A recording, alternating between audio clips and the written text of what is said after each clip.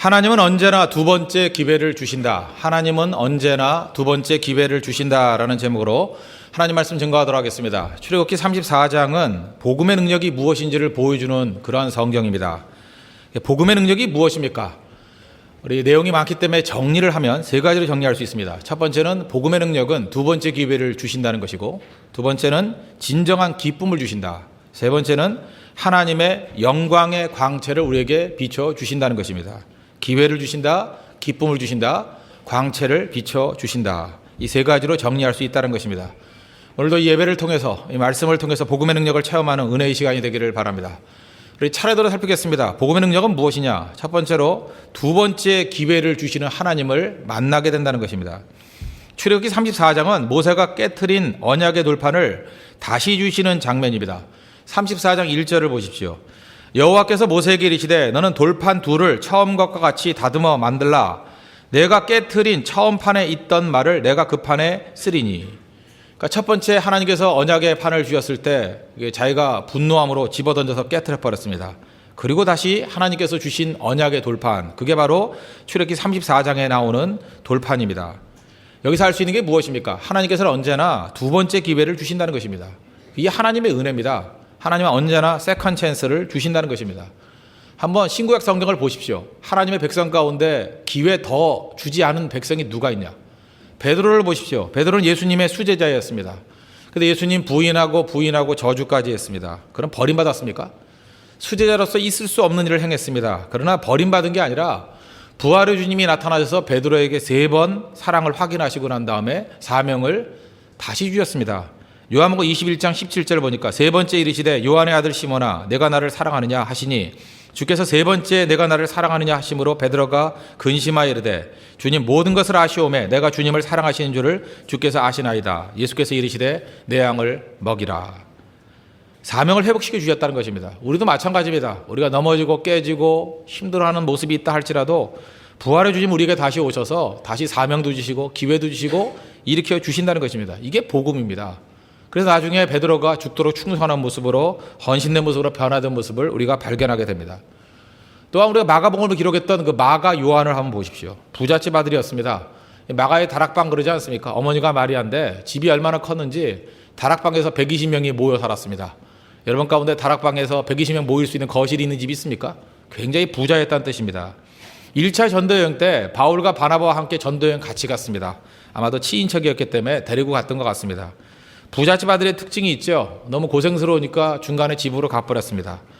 그러고 난 다음에 2차 전도여행 때 바나바는 친척이니까 데려가자 그러고, 바울은 좀 사람이 이렇게 선이 굳은 사람 아닙니까? 그런 녀석을 왜 데려가느냐.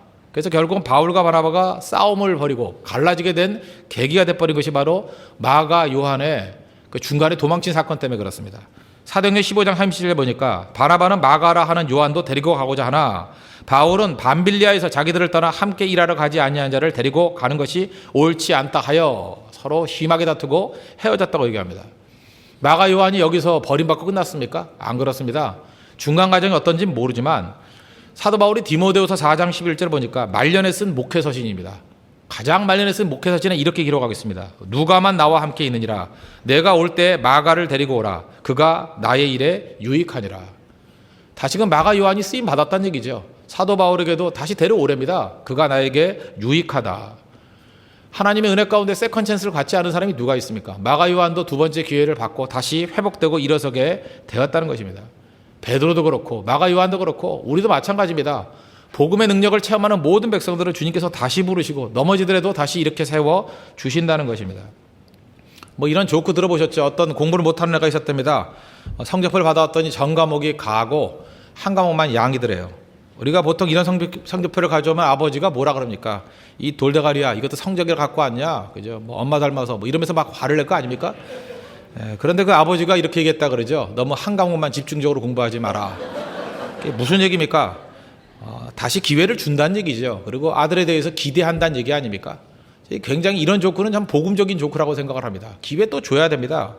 누가 보면 15장에 나오는 탕자의 아버지를 보십시오. 다시 기회를 주시는 아버지로 묘사되어 있지 않습니까? 이게 복음이라는 거예요. 뭐 다시는 기회가 없다느니 너는 끝이라느니 이거는 율법적인 접근이지 복음적인 접근은 절대로 아니라는 것입니다.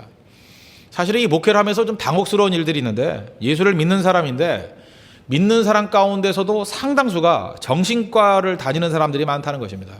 어떻게 정신과를 다니는 사람들이 한두 명도 아니고 만나면 굉장히 많습니다. 특별히 우리보다도 그 외국에 가면 더 많은 것 같아요. 오히려 그 정신과에서 주는 그 약을 거의 뭐 일상적으로 사용하는 사람들이 많이 있는 것 같습니다. 충격적입니다. 왜 이렇게 많은 사람들이 믿음에도 불구하고 정신과를 다니느냐? 공통점이 있습니다. 용납받지 못하는 분위기에서 자란 사람들입니다. 배척당하는 분위기에서 자란 사람입니다. 정신이 약해지니까 이제 마귀가 우리의 마음을 함부로 노략질하더라는 것입니다. 결국 우리의 많은 사람들이 이렇게 정신적으로 약해진 이유 중에 하나가 무엇이냐? 복음이 뭔지를 모르고 복음이 교회 안에 없기 때문에 그렇습니다. 날마다 정죄하고 공격하니까 견딜 수가 없어가지고 쓰러지게 되더라는 것입니다. 제가 지난 주간에는 이게 여러 성도들과 대화도 나눴지만 특별히 교회보다는 세상과 거리가 가까운 분들하고 좀 얘기를 많이 나눴습니다. 그러니까 쉽게 얘기해서 교회를 떠난 지 오래된 분들, 뭐 신앙이 거의 없는 분들, 그런 분들과 함께 뭐 대화 겸 전도를 했습니다. 그랬더니 제가 이제 목사니까 이제 예배를 나오십시오, 교회를 나오십시오 이렇게 권유를 했습니다. 그랬더니 이렇게 얘기를 하더라고요. 나 같은 사람도 교회에서 받아주나요? 두 번째 사람은 진짜 받아주나요? 세 번째 사람은 진짜 어울릴 수 있나요? 제가 여기서 두 가지 단어가 제 가슴에 와닿습니다. 나 같은 사람도, 나 같은 사람도. 그걸 반복하더라고요. 또 진짜로 받아주네요. 진짜로. 제가 그걸 바라보면서 이런 생각을 했습니다. 정죄가 교회를 교회답지 못하게 만들었구나. 많은 사람들이 교회 그러면 무조건 받아주는 곳이다 이렇게 생각하지 아니하고 정죄하는 곳이라고 생각합니다. 공격하는 곳이라고 생각합니다. 나 같은 사람은 가가지고 버틸 수 없는 곳이라고 생각합니다. 그게 무슨 교회입니까? 교회가 하나님 아버지의 품과 같은 모습이 돼야 되는데 그게 다 사라져버리고 오히려 율법적인, 그죠? 이게 마귀가 가장 기뻐하는 정죄하는 모습으로 변화가 되니까 능력을 다 잃어버렸다는 것입니다. 우리 복음성각 가운데 너무 멀리 왔나요? 그런 찬양이 있죠. 너무 멀리 왔나요? 너무 늦은 건가요? 그런 게 어디 있어요? 다시 주님의 얼굴 내 영혼 볼 수 있도록 나를 구원하소서. 다시 주의 임재 가운데 내 영혼 살 수 있도록. 아마 이 찬양 작사했던 사람이 아마도 주님 떠나갔던 경험이 있었던 것 같습니다. 그러니까 다시를 강조하잖아요. 다시 일어서게 해 주십시오. 다시 하나님의 영광을 보길 원합니다. 다시를 강조하고 있지 않습니까? 다시 기회를 주시는 분이 누구예요? 그게 우리가 믿는 살아계신 하나님이라는 것입니다. 오늘도 이 자리에서 죄책감과 정죄감과 또 버림받았다고 생각하는 그런 아픔 가운데 놓여 있는 분들 계십니까? 절대로 거기에 머무르지 마십시오. 우리가 믿는 하나님께서는 세컨 찬스를 주시는 분이고 주님 품에 오는 모든 사람들을 환영하는 분이시고 여러분을 기뻐하시는 분입니다. 복음의 핵심이 무엇입니까? 결코 정죄함이 없나니. 로마서 8장 1절 보니까 그러므로 이제 그리스도 예수 안에 있는 자에게는 결코 정죄함이 없나니. 성경 분명히 약속하고 있습니다. 이는 그리스도 예수 안에 있는 생명의 성령의 법이 죄와 사망의 법에서 너를 해방하였습니다. 과거형입니다. 이미 해방되었다는 것입니다.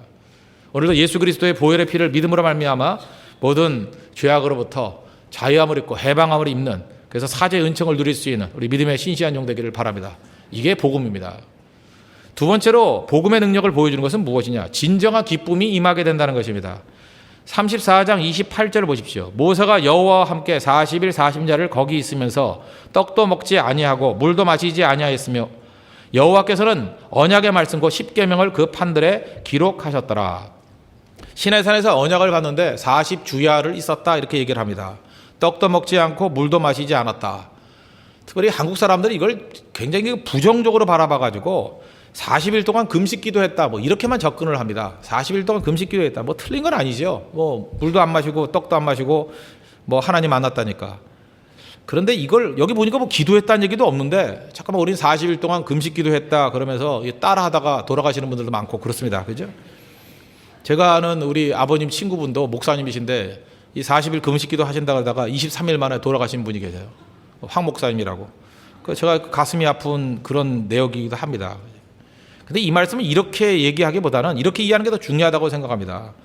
왜 40일 동안 배고픔이 없었겠습니까? 근데 배고픔을 못 느꼈다 이게 더 맞겠죠. 왜 그래요? 너무 기쁘기 때문에. 우리 이걸 좀 긍정적으로 해석했으면 좋겠습니다. 하나님 만나는 기쁨이 너무 크기 때문에 하나님의 말씀을 받는 것이 너무 기쁘기 때문에 그러니까 우리식으로 표현하면 뭐예요? 40일 동안 먹지 않아도 기쁘더라. 이런 해석이 더 맞는 것 같아요. 너무 기쁠 때는 입맛이 없어지지 않습니까? 너무 기쁘더라. 이건 기쁨에 관한 표현이라고 생각을 합니다. 기쁨의 질이 다른 거죠. 복음 안에 있는 백성들은 희락과 기쁨이 있습니다. 기뻐할 수 없으면 가짜입니다. 여러분이 믿음을 가지고 있다고 얘기를 하는데 이상하게 기쁨이 하나도 없어요. 그럼 가짜입니다. 복음이라는 것은, 참된 믿음이라는 것은 우리 안에 기쁨이 터져나올 수밖에 없다는 것입니다. 성경을 보십시오. 지금 우리 앞뒤로 이 출애굽기 33장 앞뒤로 보면 성막을 만드는 일들이 쭉 나오지 않습니까? 성막 만들 때 이스라엘 백성들이 어떤 모습이었습니까? 자원하는 심령이었고 기쁨이 넘치는 모습이었습니다. 억지로 하는 모습이 전혀 없더라는 거예요. 이게 하나님의 복음의 능력의 특징이라는 것입니다. 어저께도 우리 청년들과 우리 장년들도 같이 갔다 그러죠. ACA 사역이라고 하죠. 아메리칸 크리스천 아카데미. 우리 혼혈 아이들이 있는 학교에 가가지고 섬기고 왔습니다. 그런데 하루 종일 우리 페인트 사역도 하고 또 식사도 같이 하고 돌보기도 하고 많은 사역을 했던 것 같습니다. 그런데 돌아와가지고 그 써놓은 글들을 보니까 두 가지더라고요. 힘들어도 기뻤습니다. 힘들어도 보람이 넘쳤습니다. 거의 많은 사람들이 가가지고 봉사활동했습니다. 또 이제 복음 증거하는 사역들을 합니다. 그럴 때 이거 억지로 끌려간 사람이 있습니까? 하나도 없습니다. 그런데 많은 노력과 많은 헌신이 있었음에도 불구하고 마지막 결론이 무엇입니까? 기쁘더라는 거예요. 그죠? 기쁨이 터져 나오더라는 것입니다. 저는 그걸 바라보면서 이런 생각을 했습니다. 교회가 해야 될 일이 무엇인가? 바로 이겁니다. 복음 증거하고 섬기는 걸 통해서 모든 성도로 하여금 다 기쁨을 느끼는 거예요. 기쁠 수 없다는 것은 제대로 된 신앙생활이 아니라는 것입니다. 이게 참된 복음의 능력이라는 거예요.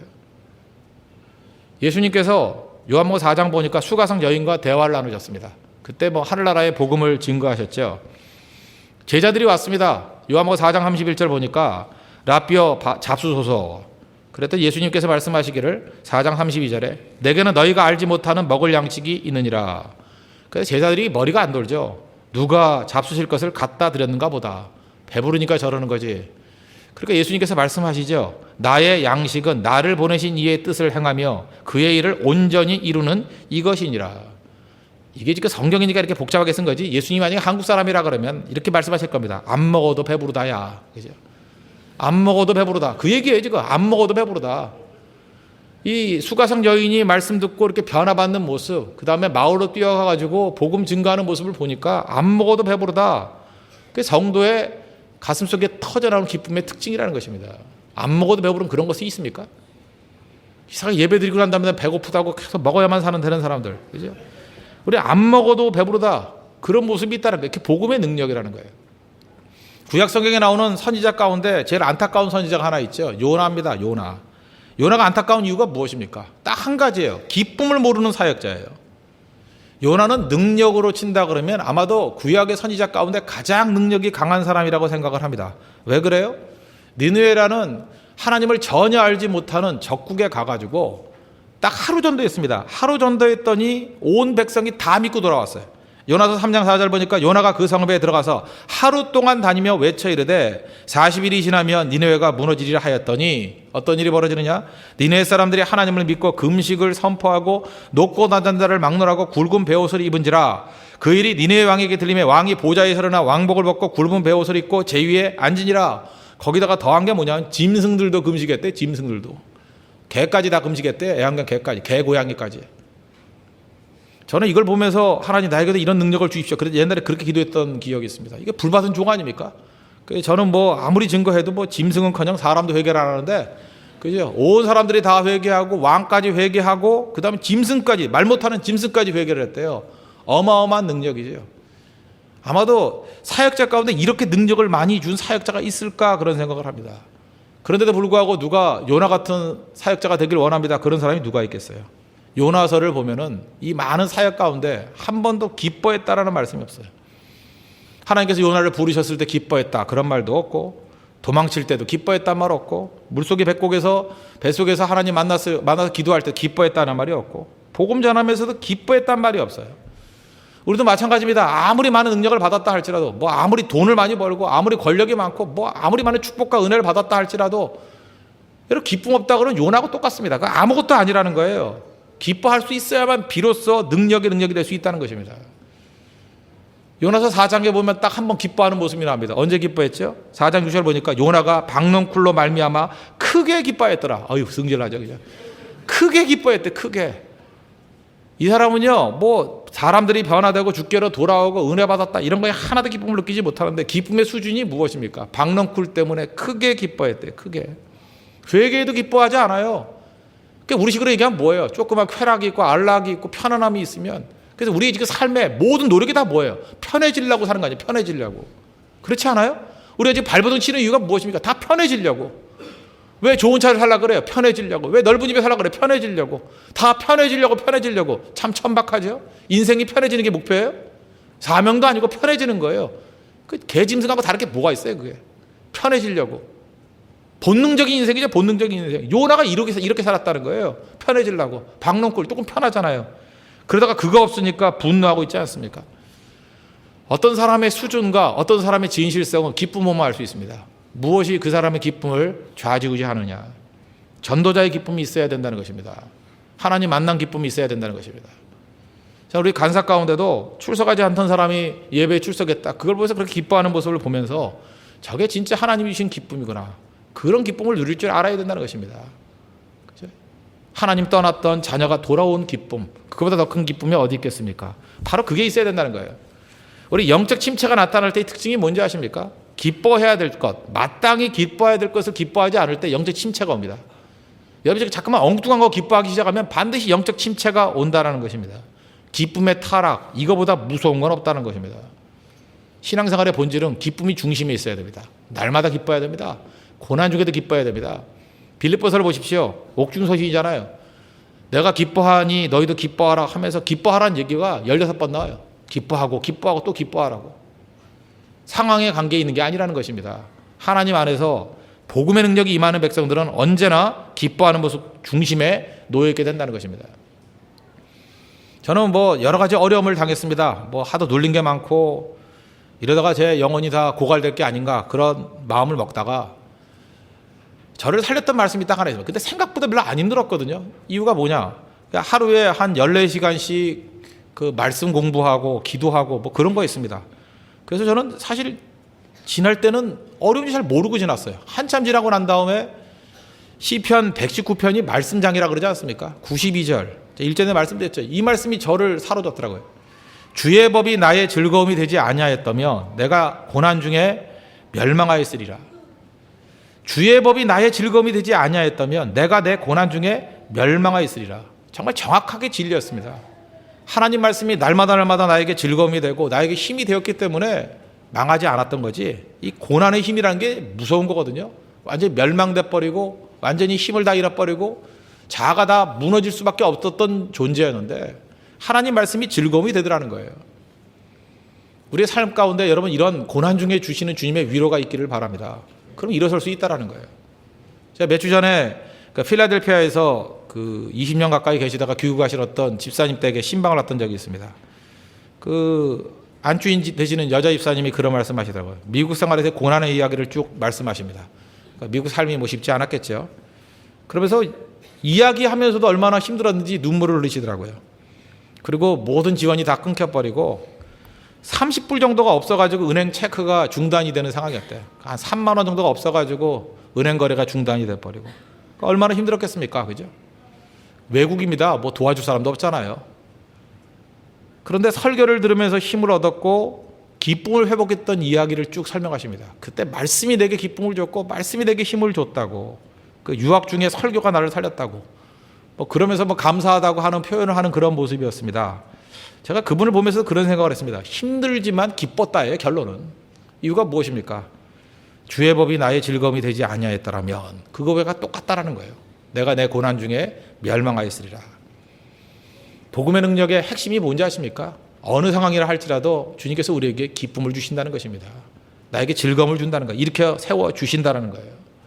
여러분도 예수님 때문에 안 먹어도 기쁜 그 기쁨을 누릴 줄 아는 우리 믿음의 종 되길 바랍니다. 그래서 우리의 삶의 핵심이 기쁨이 되어야 됩니다. 기쁨을 다 놓쳤다 버렸다 그러면 우리의 참된 복음의 능력을 경험하고 있는 존재는 아니라는 거예요. 우리 가운데 다시금 이런 하나님이 주시는 영적인 기쁨의 회복이 있는 우리 믿음의 신실한 종 되기를 바랍니다. 세 번째로 복음의 능력은 하나님의 광채가 비춰지는 인생이라는 것입니다. 모세 얼굴에 광채가 비쳤다 그러죠. 29절 30절 보십시오. 모세가 그 증거의 두 판을 모세의 손에 들고 시내산에서 내려오니 그 산에서 내려올 때 모세는 자기가 여호와 말하였으므로 말미암아 얼굴 피부에 광채가 나나 깨닫지 못하였더라.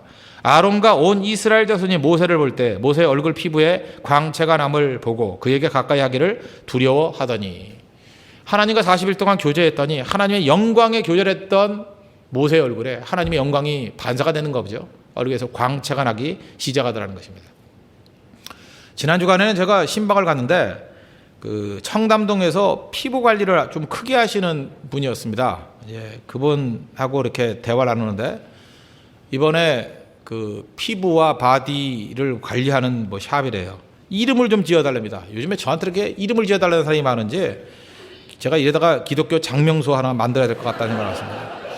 그러니까 저는 그 이름을 지을 때는 순서대로 짓습니다. 순서대로. 이렇게 말씀 증거할 때 하나님이 주시는 뜻이 있다고 생각해요. 그래서 그 에베네셀이라고 도움의 돌이라는 게 있었죠. 도움의 돌이라는 그 말씀 증거가 있을 때에 아들이 태어났어요. 그래서 보석이라고 졌습니다. 도울 보자에 돌석자.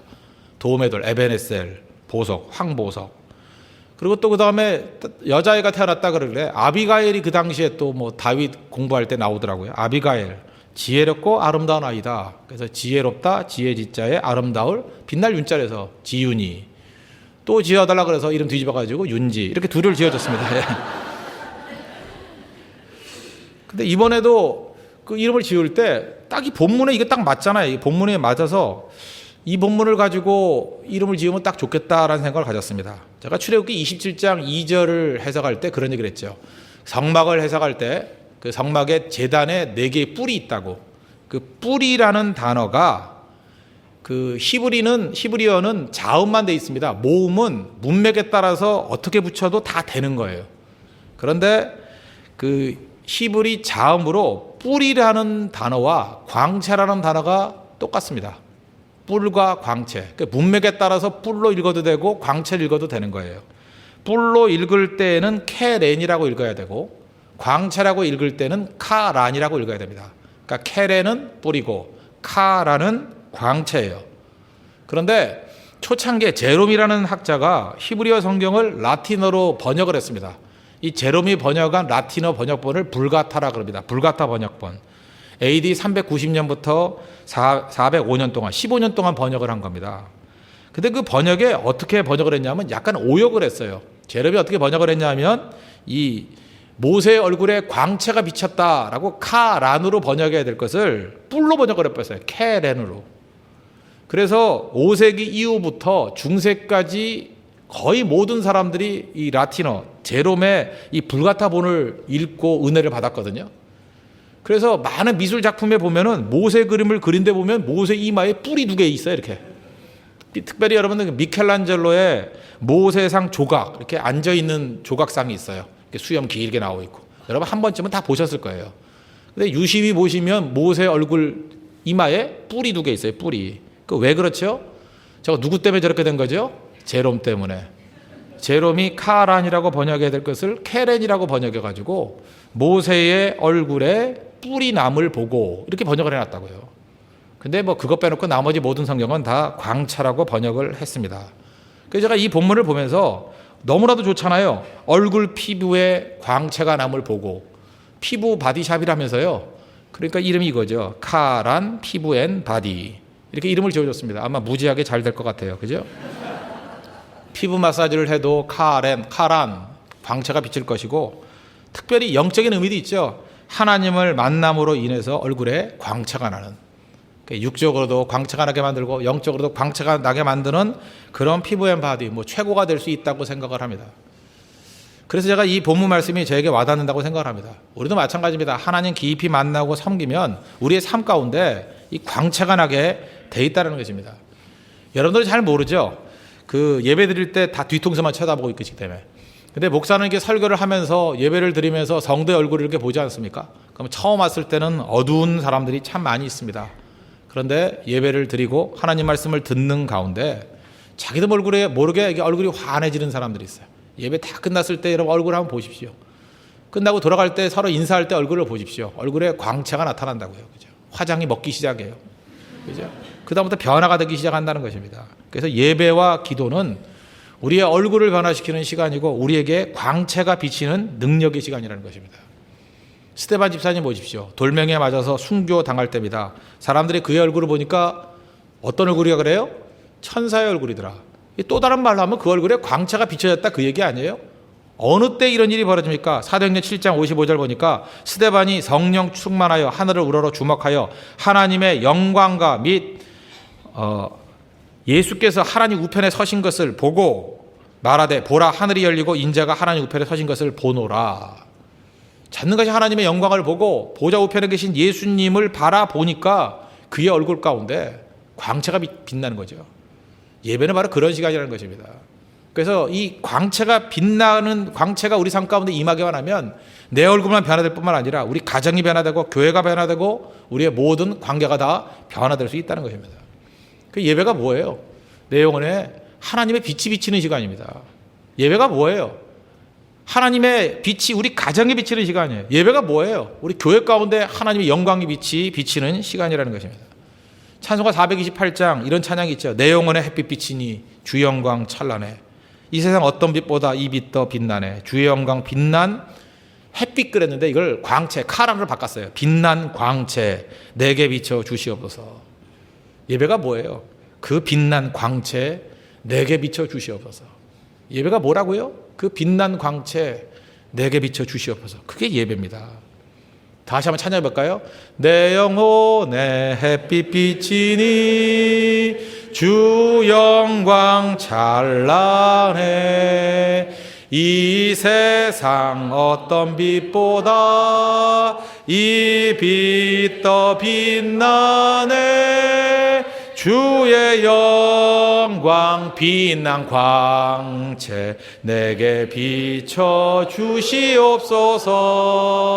그 밝은 얼굴 배울 때 나의 영혼 기쁘다. 이게 예배입니다. 이게 복음의 능력이라는 거예요. 그래서 우리 주변에 어두컴컴하고 죽음의 세력이 있는 곳에 살아계신 예수 그리스도의 빛을 비춰줌으로 말미암아 그 영광의 빛을 비춰줌으로 말미암아 내 얼굴에서 빛이 나고 우리 가정에서 빛이 나고 모두 어둠 가운데 빛으로 말미암아 어둠의 세력을 물리치는 거, 그게 복음의 능력이라는 거예요. 이런 복음의 능력을 체험하는 하나님의 은혜의 백성들 되기를 바랍니다. 말씀을 결론을 맺겠습니다. 복음의 능력이 뭐라고요? 두 번째 기회를 주시는 거. 또 잠깐만 기회 주는 거예요. 정죄하지 않고 기회 주는 거. 그게 복음입니다. 내가 복음의 사도라 그러면 우리 주변에 있는 사람들에게 기회 줘야 됩니다. 하나님 기회 주는 사람 되게 해주십시오. 또 한 가지는 뭐예요? 진정한 기쁨이 터져 나오는 모습. 그게 복음의 뜨거운 가슴을 갖고 있는 사람의 모습이라는 것입니다. 그리고 하나님의 영광의 광채가 비추는 인생, 빛나는 인생, 영광이 임하는 인생, 그게 하나님 백성의 모습이라는 것입니다. 이런 능력이 우리 삶 가운데 임하는 축복 임하기를 기원합니다. 기도하겠습니다. 이 시간 다 같이 하나님 앞에 간구하도록 하겠습니다. 복음의 능력이 임하는 종 되게 해달라고, 영광 임하게 해주십시오. 기쁨 임하게 해주십시오. 기회를 주는 종 되게 해달라고 다 같이 하나님 앞에 간구하도록 하겠습니다.